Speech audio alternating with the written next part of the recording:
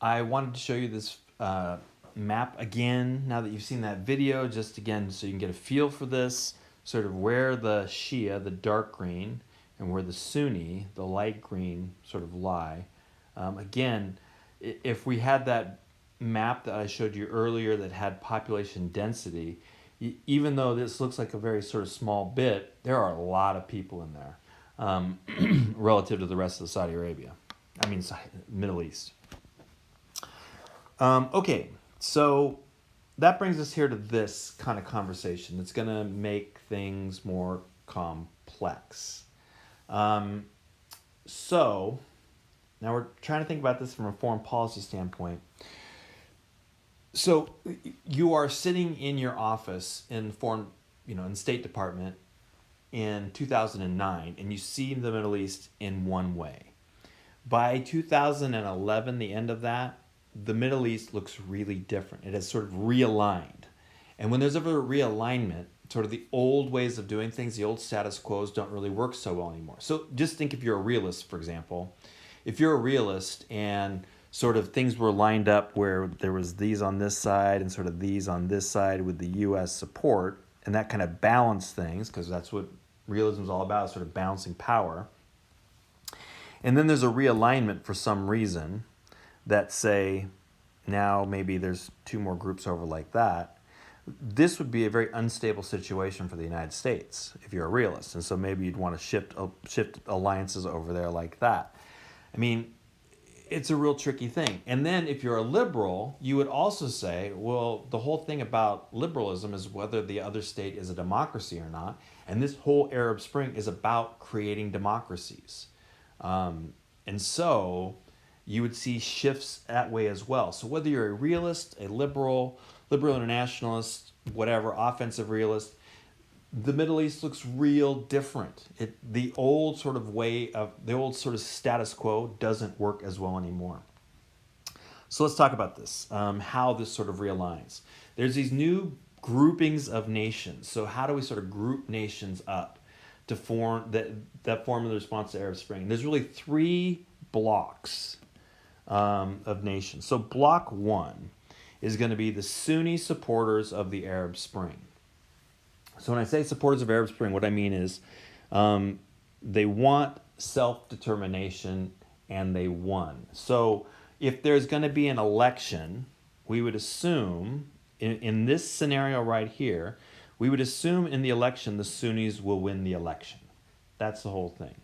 And in many Middle East countries, the Sunnis are the majority. So where would we expect to see this? And probably, the biggest country that we would expect this to be Turkey. Turkey would be sort of the number one. It's a large country, and it is Sunni. We would also expect this, by the way, in Egypt. Egypt would be another one. Again, two very large countries with large populations, very important militarily in the area. This is sort of that first group of nations: Turkey, Egypt, and a few other sort of Sunni supporters of the Arab Spring. All right. Good. Let me see. Just based on this right here, Islam plays a large role. We would also maybe expect Tunisia would be in this camp. Egypt, Turkey would be in that camp. Pakistan, we're not going to count that because it's not on this whole thing. Lebanon's a big question mark there. Jordan would probably be in that camp. So again, at least four pretty good sized countries are going to be in that block. All right, great.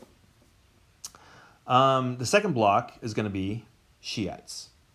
Now, you'll note over here, let me just go back real quick. I have Sunni supporters of the Arab Spring. If you have the majority of the population, then a democracy is great, right? Because a democracy, your majority is going to win the election every time. But Shia, except in Iran, Shia don't have a majority of the population anywhere. So it's going to turn out that the Shia are not going to be big fans of the Arab Spring, just in general. Just because we've won self-determination, we've won democracy, and now we are going to lose every election.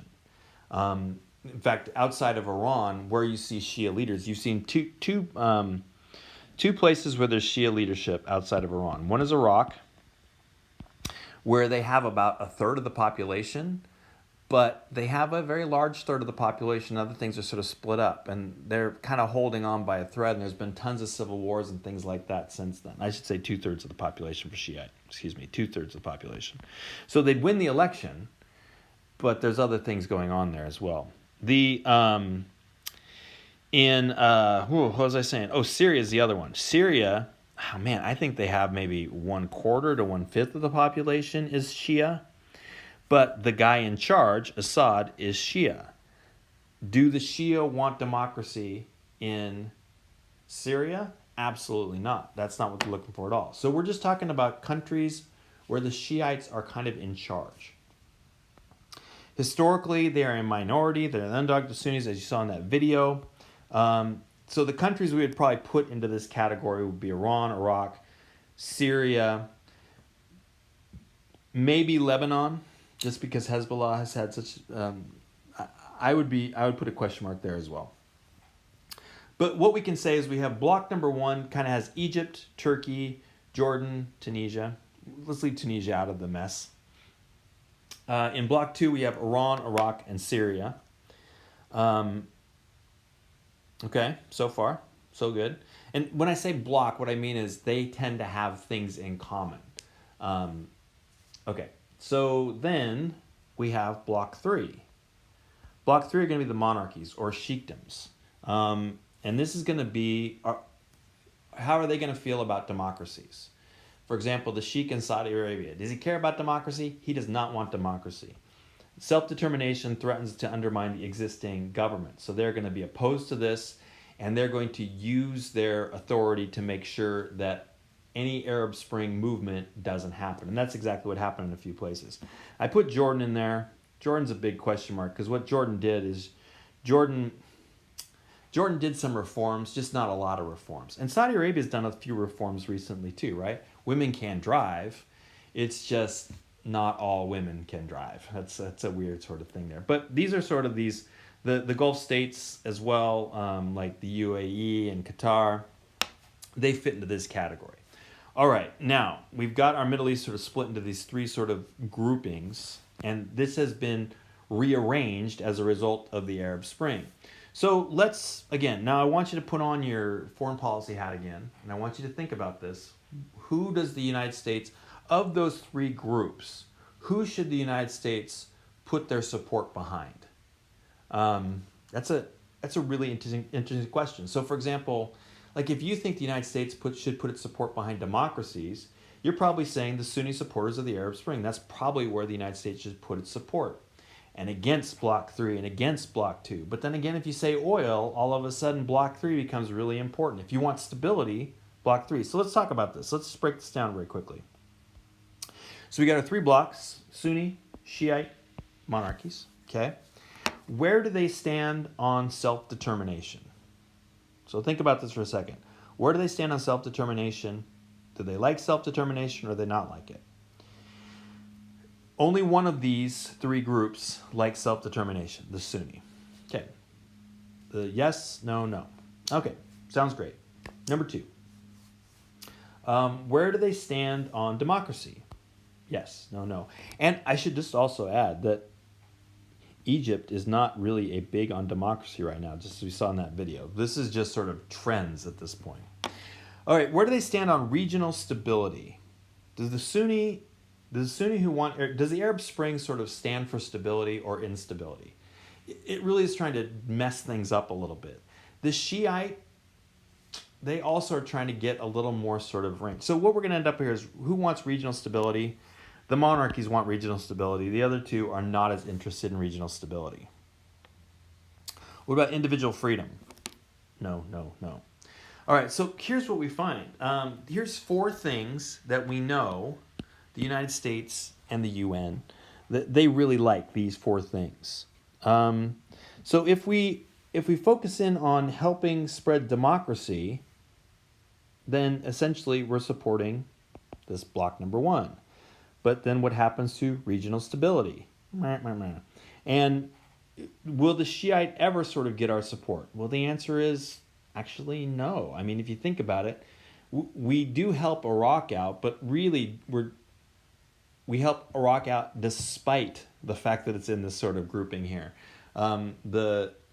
Excuse me, Iran and Syria are not our buddies on this whole thing. And then I should add one more thing. If we support the Sunnis with democracy, they're not big fans of individual freedom.